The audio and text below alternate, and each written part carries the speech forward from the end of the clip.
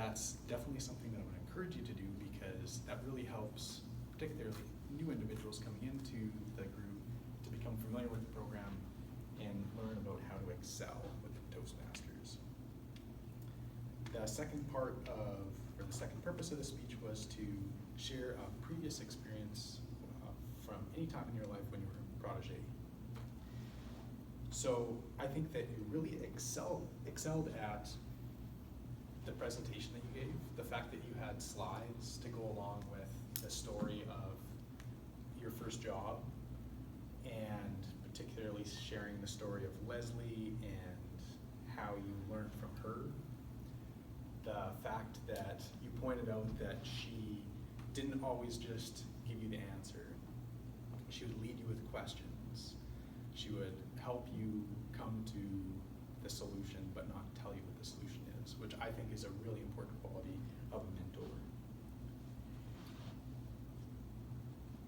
You gave an excellent explanation of how you see being a mentor to your daughter and nieces and nephews, which was great. Something that I think you could work on, I didn't get the timers report, but I had the impression that you had some time, some buffer left, a little bit. And with that buffer, I would propose that you tie in what you listed off at the end of your presentation as attributes of a successful mentor. They listen, they provide feedback, they're patient. If you could have tied those attributes back to Leslie and said, Leslie, during this interaction, was patient with me because I've asked her the same question a couple of times, and she didn't just slam the door in my face and tell me to go away. She said, sit down, let's talk about this. I think that would have helped clarify what you thought were important attributes of a mentor.